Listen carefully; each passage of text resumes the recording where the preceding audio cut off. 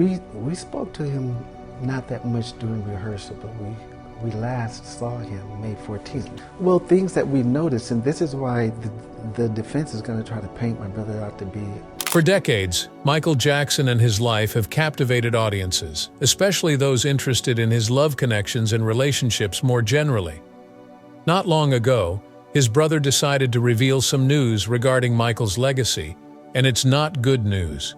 Jermaine Jackson has just revealed some stunning information regarding her late brother, Michael Jackson. For the first time in decades, a long-buried secret has come to light. We thought we knew everything there is to know about the King of Pop until we found out this truth. Many of Michael Jackson's most popular songs, including Billie Jean and Dirty Diana, have been the stuff of fan conjecture for a long time. Maybe there was some deeper meaning behind the songs, or maybe they were just creative expressions. Michael had a serious connection with a lady who has been mysteriously absent from public view from the beginning of time, and according to Jermaine, this woman was the driving force for these songs, rather than chance meetings. Prior to disclosing the horrific reality, we must pause to comprehend the intricate nature of Michael and Jermaine's connection. The truth behind this disclosure goes beyond a lady. It pertains to a long-kept family secret that was meant to remain hidden. Despite having its roots in Gary, Indiana, the Jackson family is universally regarded as one of the most illustrious musical families of all time. Janet, Rebe, Jackie, Tito, Jermaine, LaToya, Marlon, Michael, Randy, and the rest of the siblings fill up this set. The entertainment business will never be the same thanks to their combined and individual efforts. Michael and Jermaine Jackson, two brothers, were the rock and roll family's nerve center. Collaborative and combative were the two aspects of their partnership. In the early 1960s, the Jackson siblings got together to establish a band that would ultimately be called the Jackson 5. Joe Jackson, the children's father, was highly supportive of their musical pursuits and gave them much of advice. Both Jermaine, born in 1954, and Michael, born in 1958, were vital cogs in this group's wheel. Although Michael's amazing skill drew fans in from an early age, Jermaine first sang lead, displaying his beautiful voice.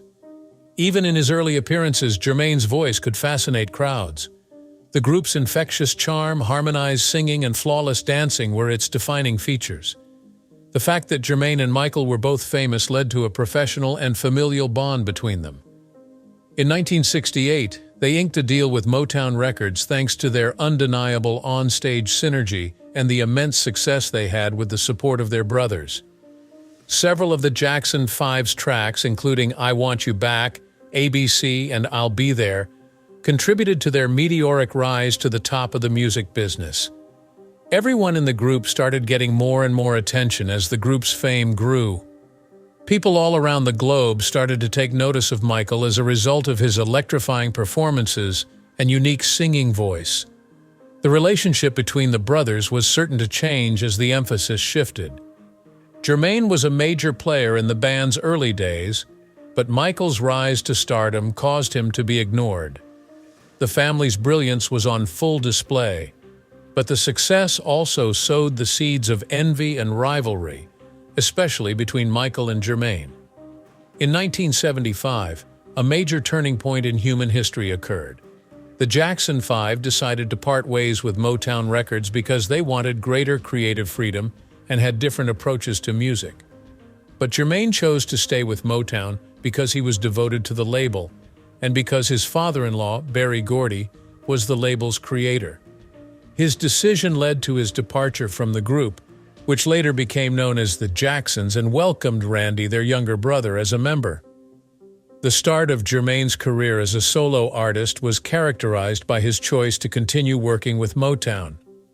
Album tracks like Let's Get Serious contributed to his middling level of popularity. In that period, he put out a number of albums, and Michael's solo work, especially 1979's Off the Wall and 1982's Thriller, catapulted him to unprecedented levels of fame. Their relationship got even more difficult as Jermaine grappled with the idea of living in the shadow of his younger brother's enormous success, and the discrepancy in their separate careers only made matters worse.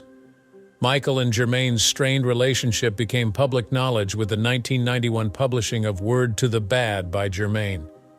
According to many, Michael was singled out in the song's lyrics for what sounded like a scathing indictment of his shifting looks and inflated sense of self-importance. A few words were seen as allusions to Michael's surgically altered skin tone. Some of these lines include, "Once you were made and you changed your shade." The brothers got into a public argument after the song came out because their relatives tried to mediate. Although Jermaine later released a reworked version of the song with milder lyrics, the feud between the two artists had already caused considerable uproar. There was an unbreakable bond between Jermaine and Michael, the kind that only siblings can understand. Even though they argued openly, they secretly confided in one another about their dreams, problems, and relationships, shielded from the scrutiny of the public and the press. In these quiet times, Michael let his guard down and shared details of his life that he had kept hidden from everyone else. Just a few weeks ago, one of these secrets was made public. For a long time, questions about Michael's love life and relationships lingered. Little is known about Michael Jackson's romantic relationships during his career, even though he was a worldwide phenomenon loved by millions and one of the most renowned men in the world. There were rumors going around about Michael's romances, but he was very private about his private life and rarely confirmed or discussed them. Unlike many of his peers in Hollywood, he refrained from publicly displaying his relationships and never participated in the dating scene. This stands in stark contrast to the behavior of other famous people of his stature. It was extremely difficult for him to have a normal relationship due to his immense reputation. This does not, however, rule out the possibility that he ever felt love. Michael was in committed relationships with several women throughout his youth. Some people were reported to have been more than casual acquaintances, some were his lovers, and some were his closest pals.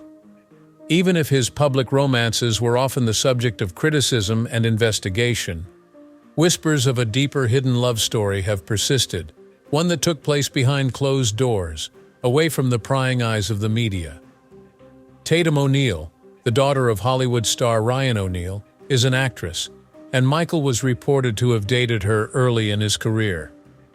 Tatum was just 12 years old when he first met Michael, who was around 17 years old. Whenever they were together, Michael felt a surge of exhilaration. He dubbed her his first love. Their connection remained innocent, despite his deep respect for her. Tatum later clarified that despite popular belief, they were never in a committed romantic relationship. She said that Michael was very quiet and that the two of them were more like best friends than lovers. An influential lady in Michael's life in the early 1980s, Brody Shields, was also there. They got quite close, and reports of a romance began to circulate whenever the two made public appearances together. Their frequent appearances together at public and private events, such as award ceremonies, charity galas, and private parties, gave the impression that they were dating. Openly and honestly, Michael professed his love for Brody, calling her one of the most extraordinary people he had ever met. In contrast, Brody came clean later on about how, despite their deep emotional bond, their relationship was not romantic in the traditional sense. Michael, she said, was her unique pal, unlike anybody else she'd ever met. He had a unique insight into the stresses of celebrity that few others had. One of Michael's first high-profile relationships was with Lisa Marie Presley, Elvis Presley's daughter.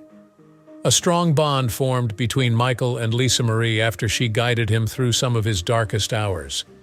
When news broke that they had secretly wed in the Dominican Republic in 1992, their romance started.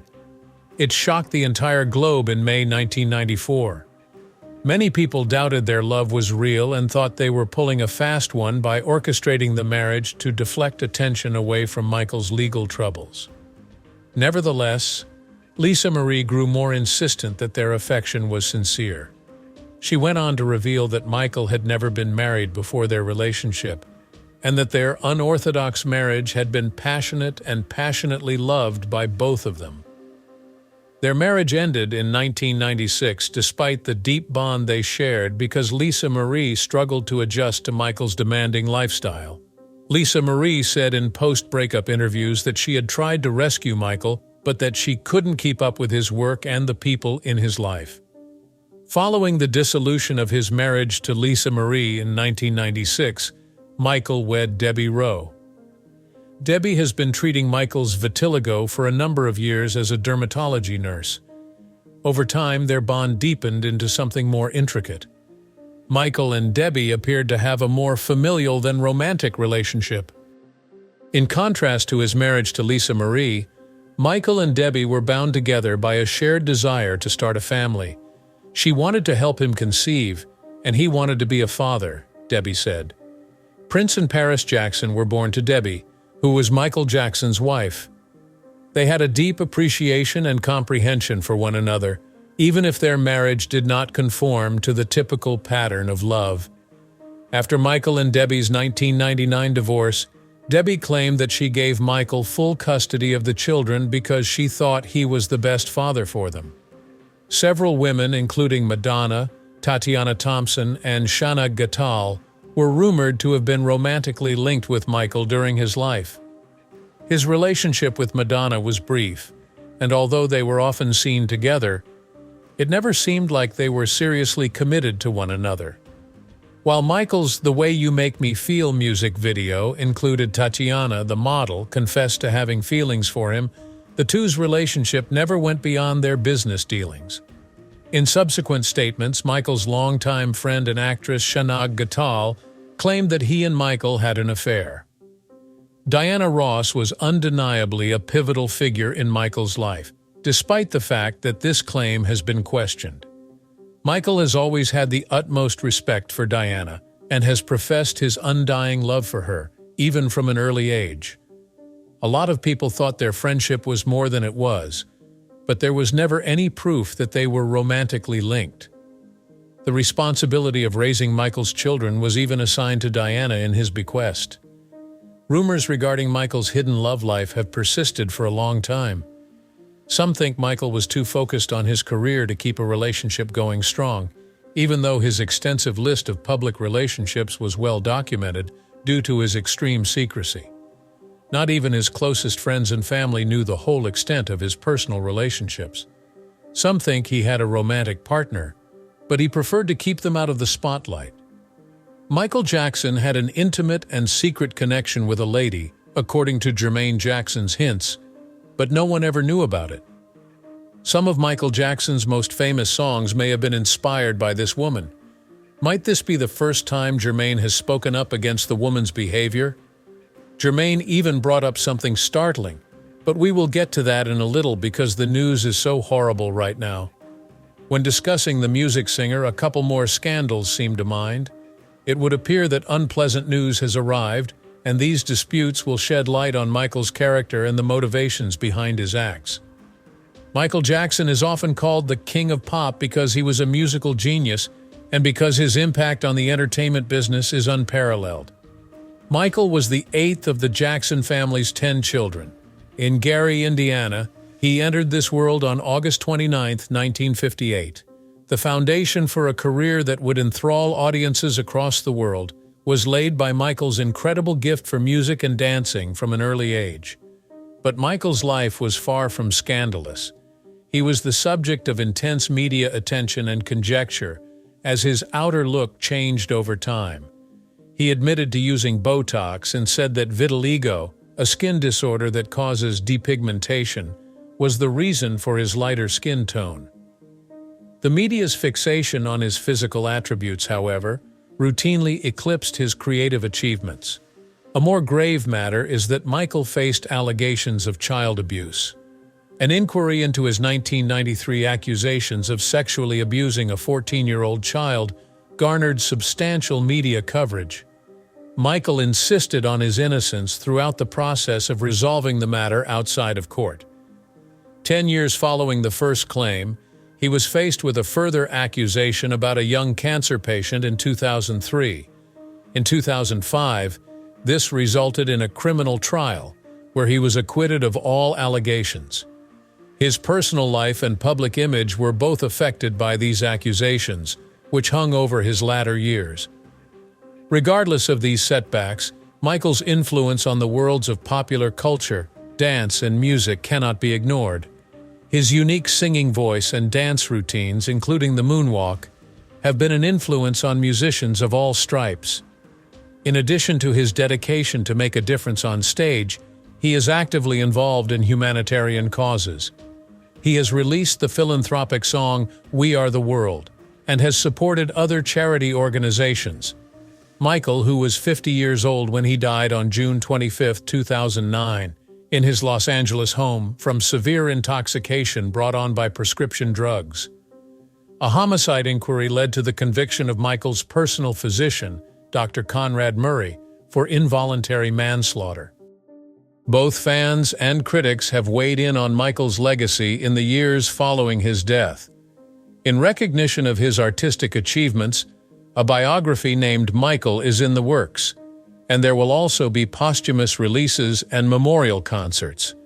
Michael Jackson has written and performed countless songs about many different topics, but there is more to his music than meets the eye. Songs like Dirty Diana and Billie Jean, which deal with themes of seduction, deceit, and the shadow side of celebrity, have been incredibly popular and have attracted a lot of attention. All of these show how good a storyteller Michael is. Appreciating his creative abilities requires an understanding of his background and the stories he tells. In 1983, Billie Jean was released as a single from the legendary Thriller album. In it, a mother claims that the narrator is her child's biological father. An emotionally charged story full of suspense and uncertainty is brought to the listener by Michael's vocals and the song's unsettling bass line. Saying, "I am the one," puts the listener in a world where the truth is hazy and lives are on the line. The audience is immediately forced to question if the woman is telling the truth, or if her accusations are fabricated, right from the beginning. Paranoia is expertly evoked by the king of pop.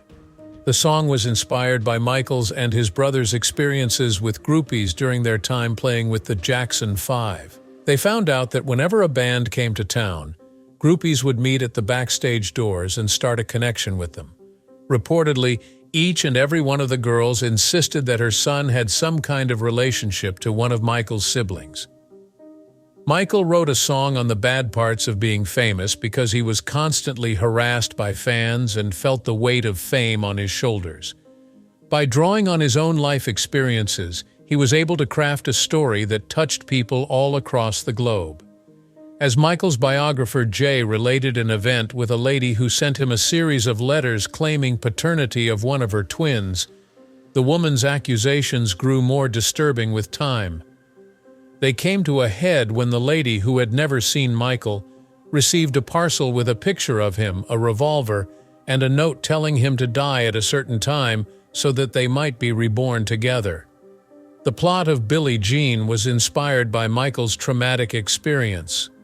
The artist's distrust of others who wanted to take advantage of his popularity is reflected in the repetition of the line, "The kid is not my son," throughout the song. Overnight, the song became a global phenomenon, topping charts all over the globe. Also, other musicians of color were able to make music videos after Billie Jean became the first black artist video to get considerable play on MTV.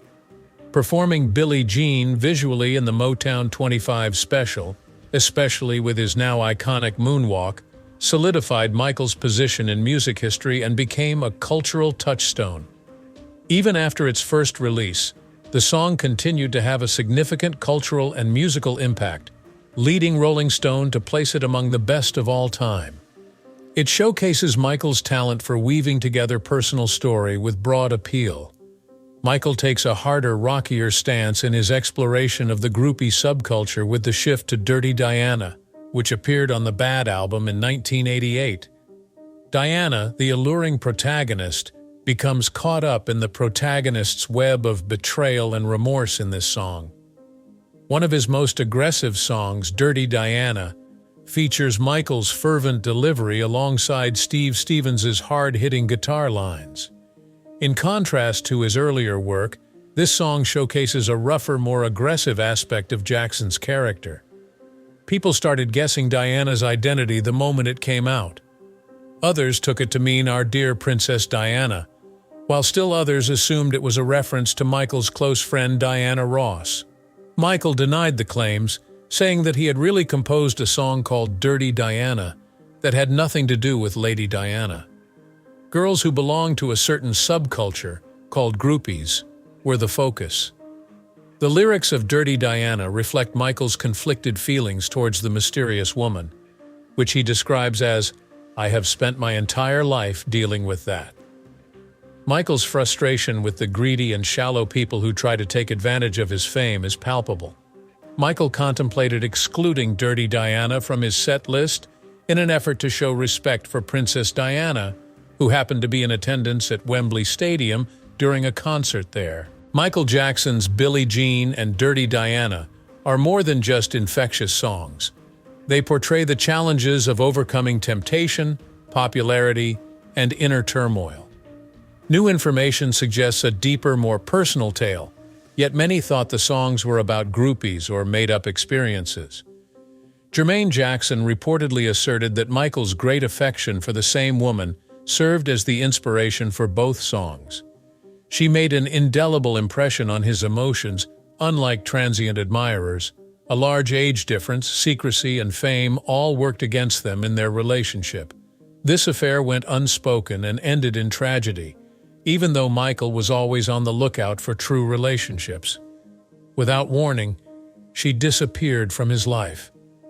Some think she left because of his fame or rejection, but others question whether there was more going on.